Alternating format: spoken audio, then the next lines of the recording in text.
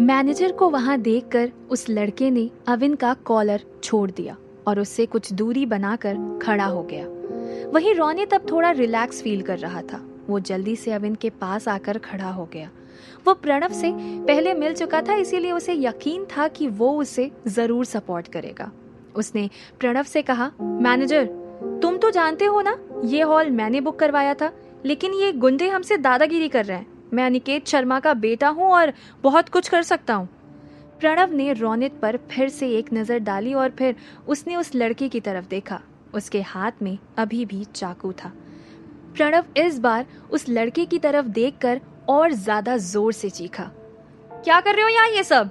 उस लड़के के एक्सप्रेशन बता रहे थे कि वो प्रणव के इस रिएक्शन से हैरान था। शायद वो उसे जानता था। उसने कहा, मिस्टर सिन्हा, आई थिंक आपको ये सब नाटक करने की जरूरत नहीं है, राइट? प्रणव ने उस लड़के की बात का कोई जवाब नहीं दिया और उसे इग्नोर कर वहां जाने लगा जहां रोनित खड़ा हुआ था। रोनित के फादर अनिकेत शर्मा शहर के जाने माने लोगों में से थे। सभी को लगा कि प्रणव रोनित को सॉरी कहने जा रहा है। प्रणव को अपनी तरफ आते देखकर रोनित पूरे एटीट्यूड के साथ हाथ बांधकर खड़ा हो गया। जैसे ही प्रणव उसके सामने आया तो रोनित ने उसे कुछ कहना चाहा, लेकिन प्रणव ने उसकी तरफ देखा तक नहीं और वो रोनित से कुछ ही दूर उसके पीछे खड़े अविन के सामने जाकर खड़ा हो गया। अविन क्लब के मैनेजर को अपने सामने देख थोड़ा सा घबरा गया। वो मन ही मन सोच रहा था कि शायद उसके बिना इनविटेशन के यहाँ आने वाली बात इसे पता चल गई है और अब उसी बात को लेकर उसे एक और मुसीबत से निपटना पड़ेगा। लेकिन जब प्रणव अपना सिर झुकाकर उसके सामने खड़ा हुआ तो अविन को कुछ समझ नहीं आया कि वो क्या कर रहा है। अविन के साथ साथ इस वक्त वहां किसी और को भी ये समझ नहीं आ रहा था कि एलिगेंट नाइट क्लब जैसे एक्सपेंसिव और रेप्यूटेड क्लब का मैनेजर अविन जैसे मामूली लड़के के सामने अपना सिर क्यों झुका रहा है। तभी प्रणव ने जो कहा उसे सुनकर सबका मुंह खुला का खुला रह गया। मिस्टर देसाई, यहाँ अभी जो कुछ भी हुआ वो मेरी ही गलती है। मैं इसके लिए आपसे माफी मांगता हूँ। प्रणव अभी भी अविन के सामने झुका हुआ था और उसके जवाब का इंतजार कर रहा था। अविन बिल्कुल ब्लैंक हो गया था। उसे कुछ समझ नहीं आ रहा था कि यहाँ उसके साथ आखिर हो क्या रहा है। वो तो यहाँ पहली बार आया था और प्रणव से भी पहली बार मिल रहा था, तो फिर वो उससे माफी किस बात की मांग रहा है। दूसरी तरफ रोनित भी ये समझ नहीं पा रहा था कि मैनेजर अविन को इतनी इम्पोर्टेंस क्यों दे रहा है। अनिकेत शर्मा का नाम सुनने के बाद भी प्रणव ने उसे इग्नोर क्यों किया। वहीं कॉर्नर में खड़ी रिया भी ये सब देखकर सरप्राइज थी। अविन उसका क्लासमेट जरूर था, लेकिन वो उसे अच्छी तरह से जानती नहीं थी।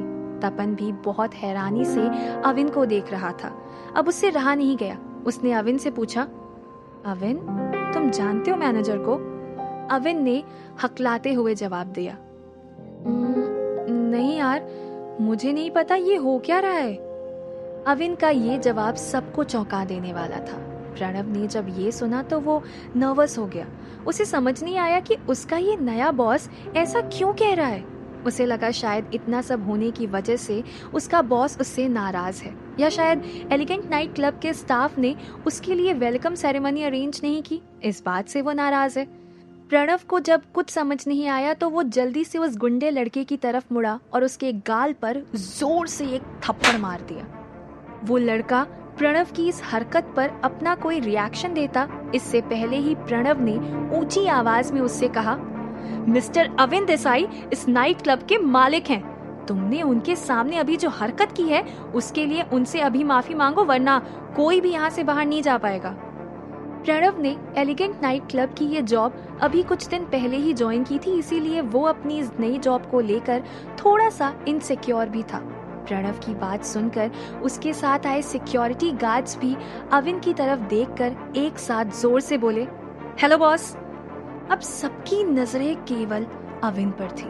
सबके मन में यही सवाल था कि आखिर अविन जैसा मामूली लड़का इस क्लब का ओनर कैसे हो सकता है। उस गुंडे लड़के ने पहली बार प्रणव को इतने गुस्से में देखा था। वो कुछ सोचकर अविन के सामने आकर खड़ा हो गया और बोला, अभी मेरी वजह से यहाँ जो कुछ भी हुआ उसके लिए मैं माफी चाहता हूँ। I am really very sorry mister Desai. Avin अपने सामने खड़े लड़के को स्ट्रेंज लुक दे रहा था। दूसरी तरफ उस लड़के को ये पता था कि एलिगेंट नाइट क्लब शहर के मिलेनियर मिस्टर ओब्रॉय की प्रॉपर्टी थी, लेकिन ये अचानक से अविन देसाई के हाथ में कैसे और क्यों आ गई, ये उसे समझ नहीं आ रहा था। वो लड़का मिस्टर ओब्रॉय जैसे लोगों से अपने रिलेशन बिल्कुल भी नहीं बिगाड़ना चाहता था, इसीलिए उसने मैनेजर के कहने पर तुरंत अविन से माफी मांग ली। वो लड़का अभी भी अविन के सामने खड़ा था। अविन ने उससे कहा, इसकी कोई जरूरत नहीं है। वो लड़का अपने दोस्तों के साथ वहां से निकल गया। वहीं रोनित अभी भी शॉक में था। ये बात उसके गले से नहीं उतर रही थी कि अविन अब इस नाइट क्लब का मालिक है। रोनित चोरी छिपे अपने फादर अनिकेत शर्मा का इस क्लब का मेंबरशिप कार्ड लेकर आया था, जिसे यूज कर वो अपनी इस पार्टी को रंगीन बनाना चाहता था।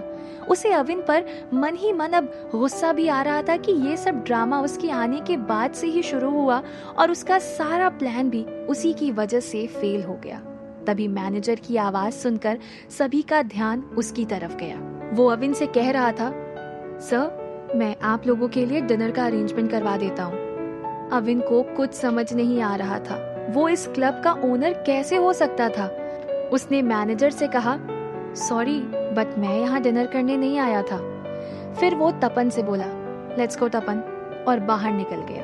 तपन भी उसके पीछे जाने लगा। रोनित को अविन पर बहुत गुस्सा आ रहा था, लेकिन मैनेजर के वहां होते उसने इस वक्त अविन के अगेंस्ट कुछ भी कहना ठीक नहीं समझा। एक ही क्लास में होने के बाद भी रिया ने कभी भी अविन को इतनी इम्पोर्टेंस नहीं दी थी, लेकिन अभी सब कुछ देखने के बाद वो अविन के बारे में और ज्यादा जानना चाहती थी। अविन इतना इंटरेस्टिंग भी हो सकता है, ये उसे आज समझ आ रहा था। प्रणव भी अविन से कुछ और बातें करना चाहता था, लेकिन जब तक वो रिसेप्शन तक पहुंचा, अविन तपन के साथ क्लब से बाहर जा चुका था। प्रणव वहीं खड़ा होकर सोचने लगा, ये नया बॉस किस टाइप का इंसान है। तपन जो अब अविन के साथ चल रहा था, उसे भी समझ नहीं आ रहा था कि अविन इतनी जल्दी में जा कहाँ रहा है। अविन चलते चलते क्लब से काफी दूर आ चुका था। उसके चक्कर में तपन भी जल्दी जल्दी चल रहा था। अब उससे रहा नहीं गया, वो जोर से चिल्लाया, रुक जा यार। अविन ने मुड़कर देखा तो तपन ने पूछा, वो मैनेजर तुझे एलिगेंट नाइट क्लब का ओनर क्यों समझ रहा है? अविन ने फौरन जवाब दिया, पता नहीं। अविन और तपन कॉलेज टाइम से बहुत अच्छे फ्रेंड्स थे, पर कॉलेज खत्म होने के बाद दोनों कम ही मिल पाते थे, लेकिन फोन पर बातें अक्सर होती रहती थी।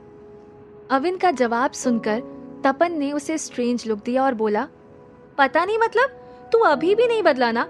मैं भी देखता हूँ तू कितने दिन मुझसे ये बात छिपाता है। तपन उसे घूर रहा था। अविन खुद ये नहीं समझ पा रहा था कि आखिर उसके साथ हो क्या रहा है। तभी तपन ने उससे कहा, अच्छा चल छोड़ ये बात, वैसे तू तो यहाँ खास रिया से मिलने ही आया था ना, तो तूने उससे बात क्यों नहीं की और इतनी हड़बड़ी में कहाँ जा रहा है? रिया का नाम सुनकर अविन के चेहरे पर स्माइल आ गई। वो तपन को बताने ही वाला था कि वो रिया को लाइक करता है कि तभी फोन बजने लगा, लेकिन ये रिंगटोन न तो अविन के मोबाइल की थी और ना ही तपन के। दोनों एक दूसरे का मुंह देखने लगे। कुछ ही देर में अविन को रियलाइज हुआ कि ये आवाज तो उसके ही पॉकेट से आ रही है, और जब अपनी जेब में हाथ डाला तो उसके हाथ में रेड कलर का एक मोबाइल आ गया। ये देखकर वो चौंक गया। तपन ने उससे कहा, देख क्या रहा है, फोन उठा ना। अविन ने एक बार फिर से मोबाइल स्क्रीन पर फ्लैश हो रहे नंबर को देखा। यह अननोन नंबर था। अविन समझ गया कि वो एक बार फिर से किसी और मुसीबत में फंसने जा रहा है। ये मोबाइल उसके जादुई वॉलेट से निकला था, इसीलिए वो इस कॉल को अवॉइड नहीं करना चाहता था। उसने कॉल उठाया तो किसी की गुस्से से भरी हुई आवाज आई, तुम्हारे पापा हमारे कब्जे में हैं।